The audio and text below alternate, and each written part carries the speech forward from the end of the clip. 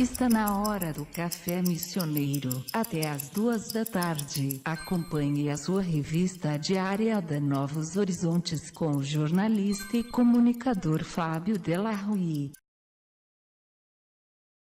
Com a participação do professor Noli Ram e da mestranda em Direito, Nádia Endes, em função ainda do Dia Internacional da Mulher. A gente tem procurado nessa semana tratar desses assuntos com essa relação. Mas em especial o que a gente faz hoje aqui é abordar questões de gênero, que é uma terminologia relativamente nova para tratar desse assunto ligado à relação homens e mulheres. O professor Noli pesquisa nessa área há anos e a Nádia prepara sua dissertação de mestrado também nessa área. Ela vai concluir isso no início de 2016. A questão de gênero perpassa por todos. É um conceito que colabora para a explicação das desigualdades entre homens e mulheres. As desigualdades biológicas entre homens e mulheres são nítidas e explicadas muitas vezes superficialmente, num teor de mero entendimento reprodutivo, onde a noção de prazer não é explicada por tabus que pairam num sexismo onde apenas prevalece as relações entre homens e mulheres. Este é um ponto de partida aqui e a gente começa do começo, como eu sempre digo. A gente quer saber exatamente o que é esse conceito, essa terminologia em relação à questão de gênero. Muito boa tarde, eu fico já de saída, digo que estou muito contente da sugestão da assessoria de imprensa da URI, da presença de vocês aqui, de um assunto que nesse período do ano cabe muito bem essa reflexão. Eu acho que as datas elas servem para isso, além de se comemorar alguma coisa, além de se resgatar alguma coisa, para que a sociedade trate desses assuntos. E no nosso caso aqui a gente preparou, vai tratar isso quase que de uma forma ou numa forma científica. Boa tarde, professor. Que bom que o senhor está de volta ao Café Missioneiro. Boa tarde, Fábio. Boa tarde, Rádio Ouvintes. Eu quero saudar todos que estão nos escutando e, em especial, saudar os professores e acadêmicos da URI e, especialmente, aqueles que estão estudando esse tema há anos. Eu estou hoje aqui representando, junto com a mestranda Nádia, a universidade para nós falarmos sobre esse tema, mas eu sei que tem uma turma na URI que estuda esse tema. Tanto professores da área de psicologia, da área de ciências humanas, na área do direito, relações mais próximas, informações mais próximas que eu tenho, e eu diria assim, uma turma de alunos e acadêmicos que últimos anos têm feito várias pesquisas na área de gênero. Então, todos se sentem incluídos na nossa fala que teremos neste momento. Muito bem. E quem quiser participar do programa através do Facebook, por exemplo, aqui pode mandar a sua mensagem, enfim, que a gente coloca essa opinião, esse conceito aqui na roda. Mas, enfim, essa questão de gênero, isso é algo relativamente novo, a denominação para isso. Alguns anos atrás não se tratava dessa forma. O que é esse conceito, então, Nádia? Boa tarde. Bom, relações de gênero, questão de gênero que estamos tratando aqui, são relações entre homens e mulheres, mas do modo cultural, social, através das transformações da sociedade. Por isso, certamente não eram tratados antigamente, porque eram questões mais biológicas, mais naturais. E temos que ver que as desigualdades nas relações de gênero, desde já, não são naturais, e sim naturalizadas ao longo dos tempos, através dos preconceitos, através dessas desigualdades, né? Quando se desencadeando ao longo dos anos. Então, assim, é procurar diferenciar do que é biológico e do que é sociocultural, ou social ou cultural? Seria isso? Isso, justamente isso. Uhum. E aí, professor, o senhor há tanto tempo estudando a filosofia e tal, o que a gente poderia descrever em relação à transformação, que se fala muito em transformação em tudo hoje, mas a que pé nós chegamos, professor? Eu vou dizer inicialmente 4 ideias que ajudam ao Rádio 20 e a nós aqui que estamos debatendo. 4 ideias que poderíamos dizer 4 teses, ou 4 ideias que nos ajudam para entender essa temática de fundo que nós estamos conversando, e com isso também a gente consegue entender este conceito, essa palavra transformação que você utiliza neste momento ao fazer a pergunta. A primeira ideia: quando se discute gênero, quando se discute violência de gênero, é preciso entender que não nascemos homens e mulheres. Sim, nos tornamos, ao longo da vida, homens e mulheres. É a primeira ideia, bem genérica. Sim. Segunda, gênero é uma palavra, um conceito que surgiu esses últimos séculos e fundamentalmente significa construção social e construção cultural. É a segunda ideia. A terceira ideia: violência não pode ser entendida como sendo determinada biologicamente. Nós aprendemos ao longo da vida a ser violentos. Então, a violência não se justifica a partir de argumentos biológicos. Até, de certa forma, há poucos dias eu estava lendo um texto onde o autor fez uma distinção entre agressividade e violência, e até dizendo de que há uma predisposição até biológica para uma certa agressividade. Mas, em todo caso, a violência, do jeito como a gente entende hoje, não há argumentos biológicos para dizer assim que o homem possa ser mais violento por isso ou por aquilo, com argumentos biológicos. E sim, fundamentalmente, o conceito de violência ele é entendido como uma construção social e cultural. A quarta ideia: nós, seres humanos, nos tornamos humanos fundamentalmente pela linguagem. Sim. Ou seja, através de um processo de educação. Somos resultado, em grande medida, da linguagem. Então, estas 4 ideias, eu diria assim, são um pouco o pano de fundo hoje para nós conversarmos sobre gênero. Gênero é um conceito que foi introduzido exatamente para combater um paradigma que durante longos séculos, desde o qual se dizia, olha, nós somos desiguais,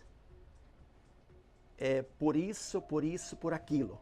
Ou seja, a diferença biológica era usada para justificar desigualdades sociais, para justificar desigualdades. E quando isto foi assim se agravando sempre mais, o conceito gênero surgiu como que um conceito para dizer assim, não podemos pensar assim, porque nós somos diferentes sim, biologicamente, temos corpos diferentes.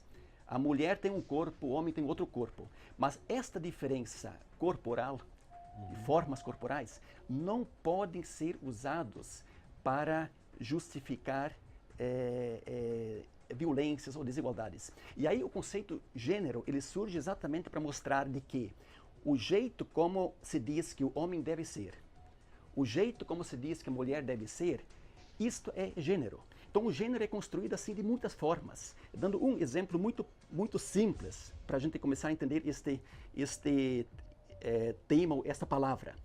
Quando nós nascemos, ou quando hoje a mulher grávida nasce gêmeos, um filho e uma filha, um menino e uma menina. A preparação, vamos dizer assim, do quarto, pensa-se em preparar para o menino um quarto azul e para a menina um quarto cor-de-rosa. A cor escolhida vai construindo o gênero. Então, o masculino ele vai ser construído a partir da cor azul. O feminino vai ser construído a partir da cor cor-de-rosa. O primeiro presentinho que a mãe compra para o filho vai ser uma bola. O primeiro presentinho que é comprado para a menina vai ser uma boneca. Por que isso? Quer dizer, o filho, quer dizer, a bola vai construindo o gênero masculino, a boneca vai construindo o gênero feminino. Cuidado ao lar.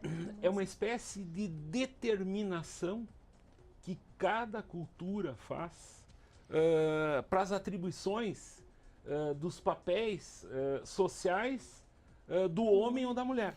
Certo. É isso que eu tentei interpretar da sua... É exatamente isso, então. A partir, então, desse ponto de partida, eu vejo que tu estás ansiosa. Fale, Nádia. Não. Eu faço minhas palavras do professor Noli, né? Boneca para menina, carrinho para menino. Então, são as construções da identidade que a sociedade impõe para o homem e para a mulher, né? E será que os exemplos que vêm de outras culturas diferentes, de tribos e tal, eles não serviriam para que nós pudéssemos interpretar também ou adequar um novo conceito ou propondo dentro dessa ideia de transformação? Eu vou dizer uma palavrinha sobre a cultura patriarcal com esta pergunta. Sim. A cultura patriarcal é uma cultura, pelo que os nossos historiadores e sociólogos, antropólogos escrevem sobre o patriarcado, ele não tem mais do que 7.000 anos. A história humana tem longa data. Sim. A cultura patriarcal, ela teria início em torno de 7.000 anos para cá. O que é determinante na cultura patriarcal? A partir da diferença biológica, dois corpos distintos, corpo feminino, corpo masculino, aos poucos pensa-se direitos que são do homem e esses direitos não estendidos à mulher. Sim. Então, a cultura patriarcal vai distinguir espaços, ela vai distinguir direitos, vai distinguir deveres, ou seja, há deveres que vão sendo pensados para o homem e para a mulher distintos. E dentro de isto é fundamental na cultura patriarcal, a mulher, desde o início, ela está em espaços onde ela é vista e compreendida como inferior. Então, ela que vai obedecer. Ela que não vai dizer a sua palavra. Ela que vai cumprir ordens. A cultura patriarcal, ela vai entrando dentro dos povos, exatamente distinguindo espaços, distinguindo valores.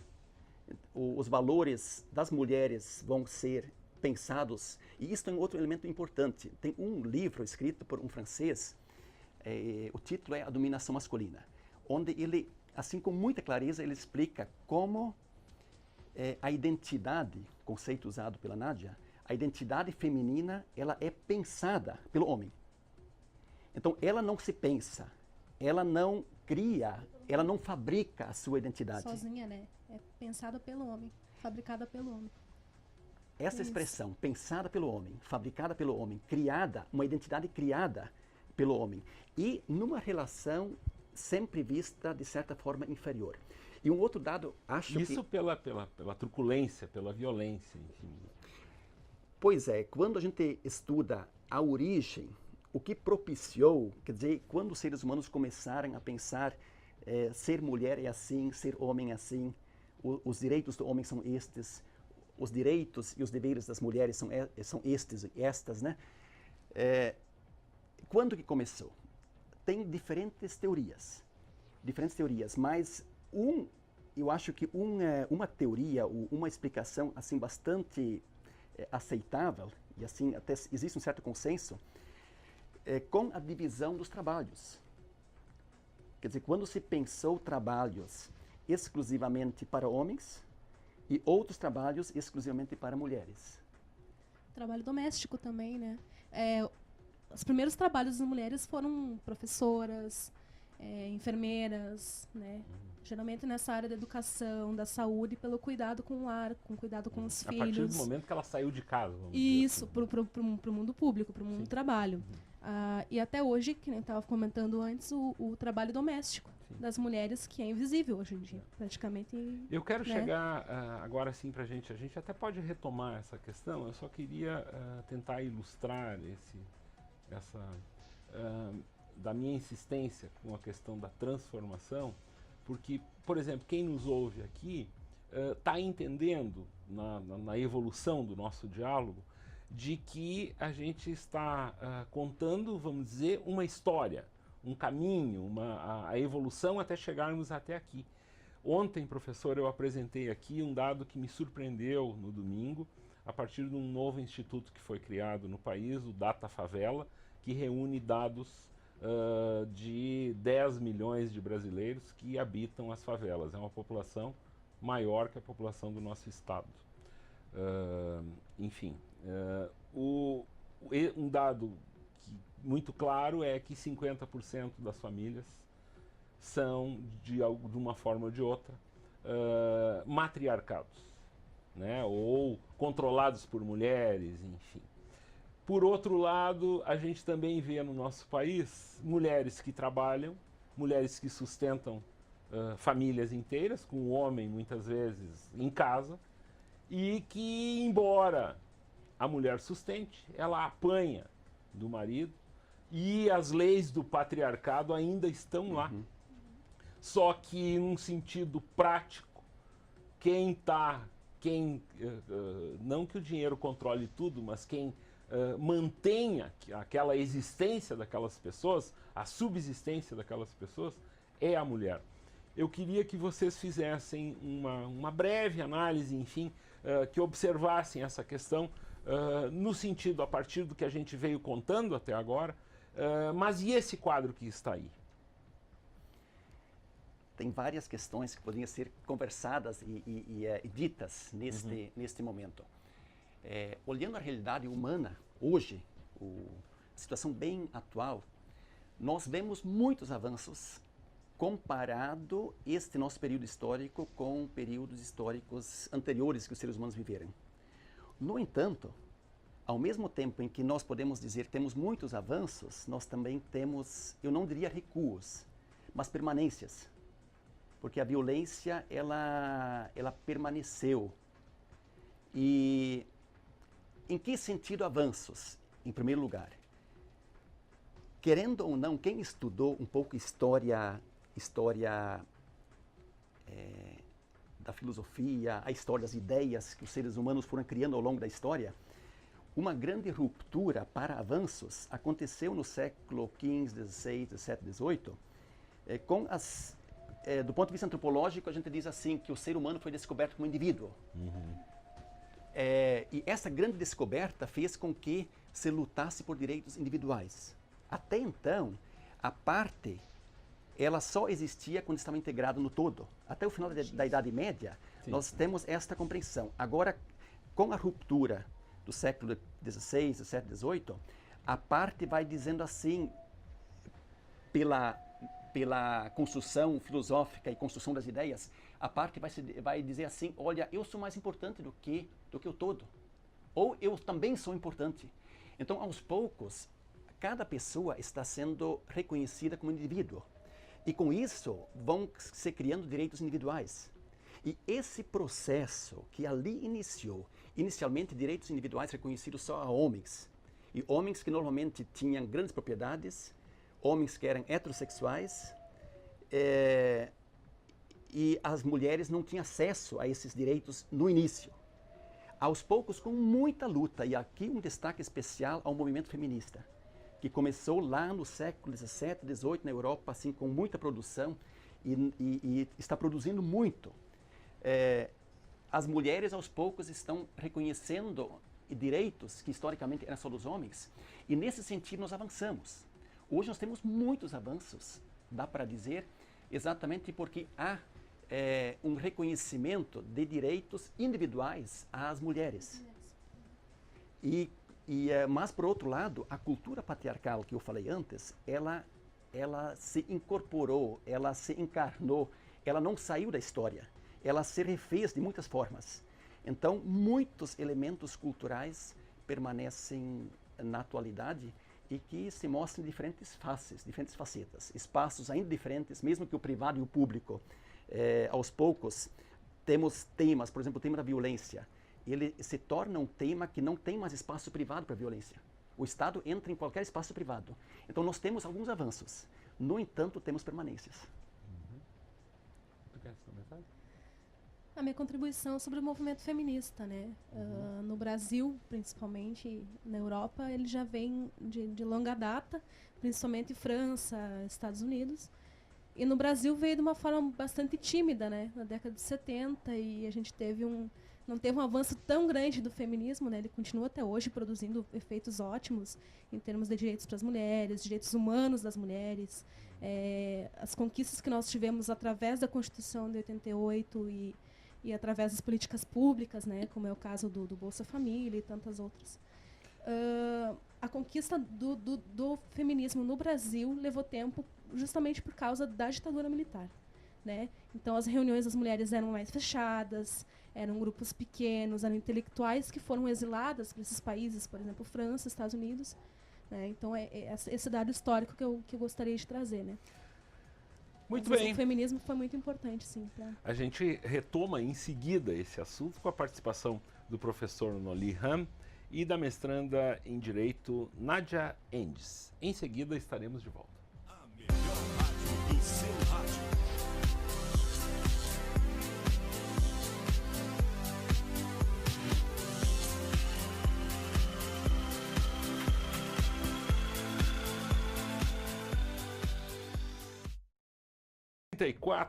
Eu recebo hoje no Café Missioneiro, tratando da questão de gênero, o professor Noli Ham e a mestranda em Direito Nádia Endes, em função que domingo se comemora o Dia Internacional da Mulher, e a gente optou por falar dessa questão de gênero. Professor, o senhor aqui no intervalo, a gente conversou um pouco sobre a questão ligada ao gênero, violência e religião. O que o senhor nos apresenta sobre isso? Uma das primeiras ideias que há pouco eu tinha dito, de que nós somos fundamentalmente linguagem. Nós nos construímos através de um processo de educação.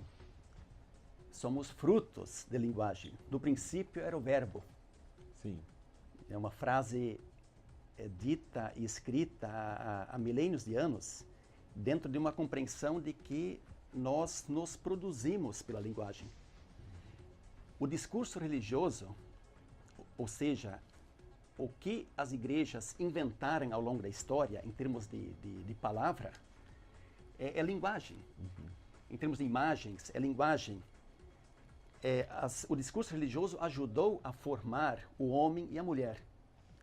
Então, nesse sentido, o discurso religioso tem uma contribuição muito grande, ou de acobertar, ou de desacobertar. Ou seja, quer dizer, justificar violências de gênero, ou, ao mesmo tempo, fazer com que essas violências não aconteçam. Ou seja, construir um ser humano no sentido de que ele consiga ser menos violento ou mais violento. E os discursos religiosos ao longo da história, eles integraram muita violência. Então, sob este aspecto, hoje nós temos teorias teológicas, compreensões religiosas, que deixam, por exemplo, a mulher num espaço e o homem em outro espaço. Isso também é uma violência. Enquanto que as igrejas, elas de fato não conseguem pensar de que, por exemplo, dando um exemplo, que o poder do homem e o poder da mulher pode ser o mesmo, os dois ocuparam o mesmo espaço, enquanto que eles pensarem numa divisão, a cultura patriarcal ela permanece nesse discurso e nesta prática religiosa.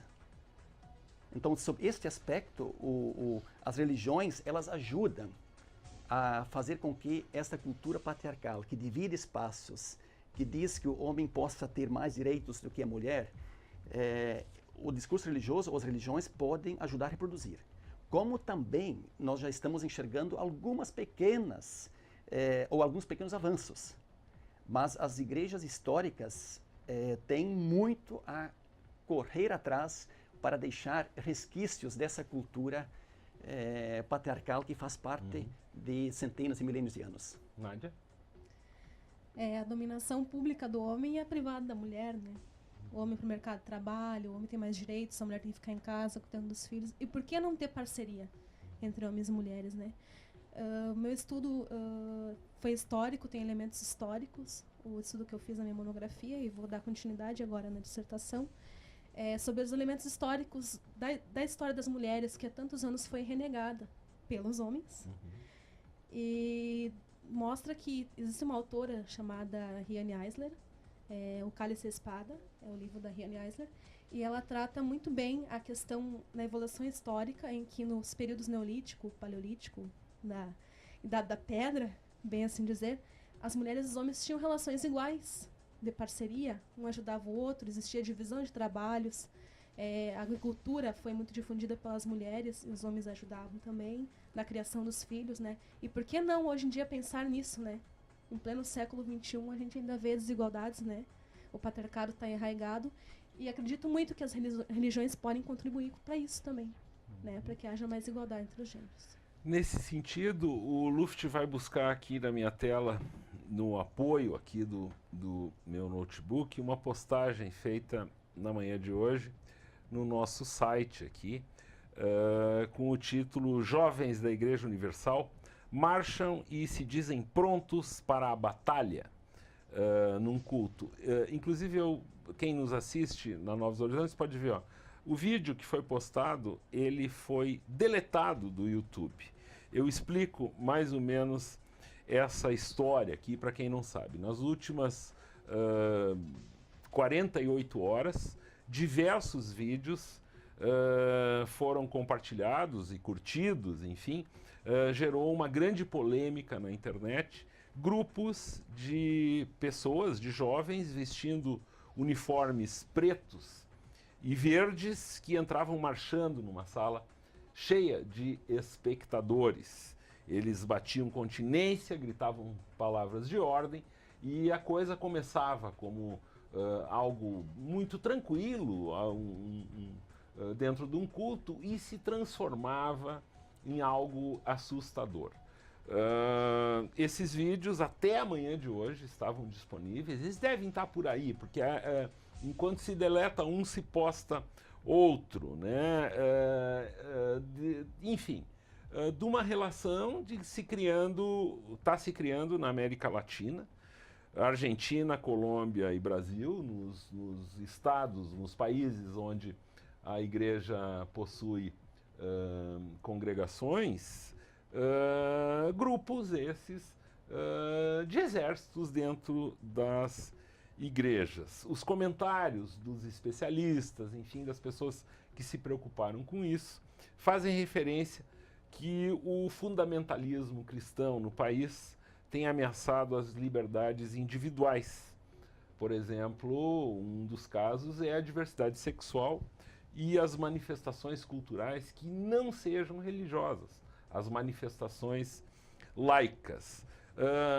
Num primeiro momento eu pego vocês dois, porque isso também é uma notícia nova. Nós, como meio de comunicação, a gente tem a obrigação de trazer esse assunto, já que a gente estava tratando disso, enfim. Vocês, professor em especial, o senhor considera isso algo preocupante? Essa seria claramente a pergunta. E de que forma, o que isso representa? Representa efetivamente a busca pelo poder, né? Porque existem correntes no país que falam abertamente que essa parte dos políticos brasileiros ligados a grupos religiosos, o grande objetivo é transformar o país, digamos, numa espécie de uma ditadura religiosa ou alguma coisa assim. Eu queria a sua interpretação, através do seu conhecimento, do seu estudo, enfim, desse relato meio de sopetão aqui que eu apresento para o senhor.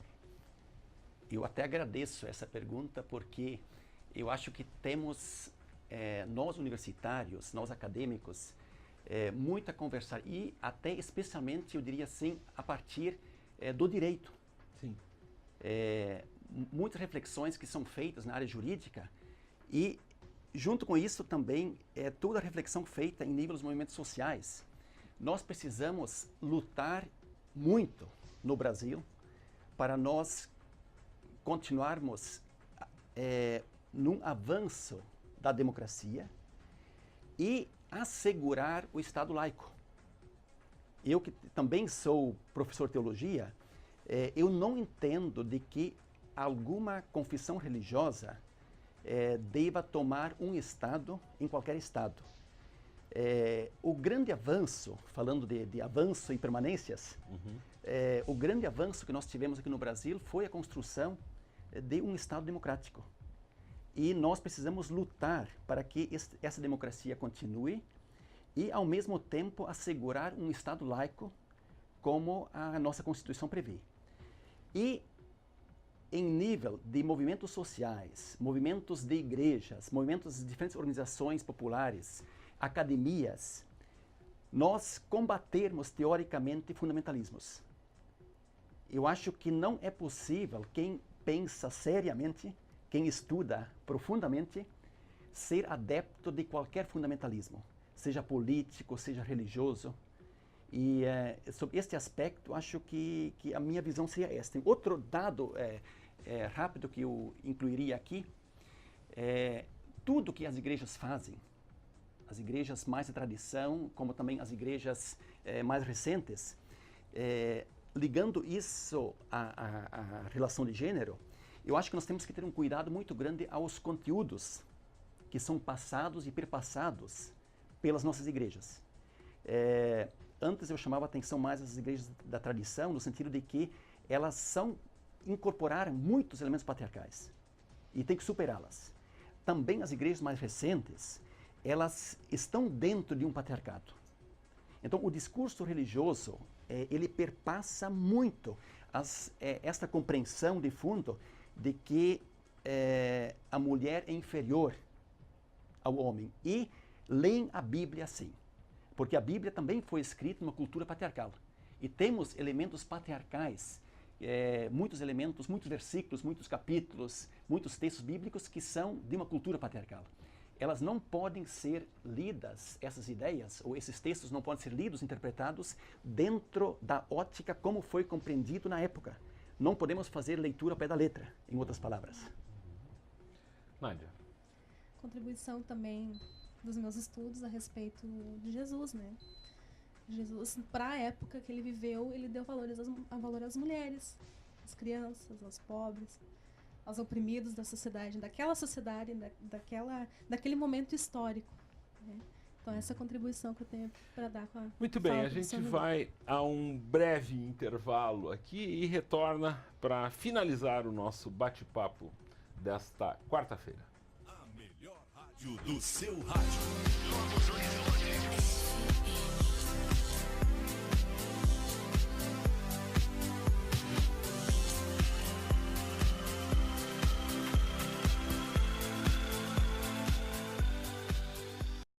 Questão de gênero é o tema do nosso programa de hoje. A gente já tangenciou determinadas questões, a gente abordou a fundo,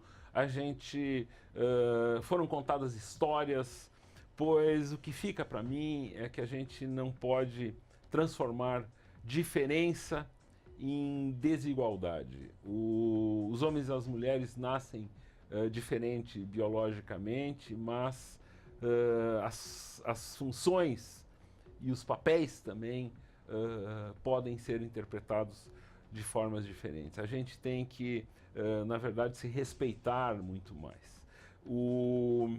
Eu agradeço a presença de vocês.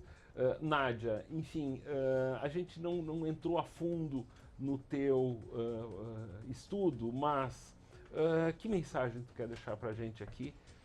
Nesse trato aqui da nossa conversa nesse horário. Eu quero agradecer a oportunidade de estar aqui e falar mais um pouquinho sobre a minha dissertação. Ela está em processo de começo, assim, não é nem de conclusão. Uhum. E agradecer aos professores da URI, a oportunidade, professor Noli, dizer que somos diferentes, sim, temos direitos à diferença, mas não devemos ser desiguais nem ser tratados como de forma desigual, né? Essa é a minha mensagem que eu deixo agora. Legal. Muito obrigada. Pois bem. E professor Noli, teologia e direito e o mestrado em direito, enfim, isso o senhor está tirando de letra lá e tendo uma legião de pessoas preocupadas em aprender a pensar. Esse campo das ideias, a gente enxerga, eu pelo menos me sinto muito bem vendo uma jovem aqui em busca dessa questão do conhecimento. No mundo das academias, nós tivemos muitos avanços nesses últimos anos, eu diria assim, em toda a América Latina. E aqui na URI não é diferente.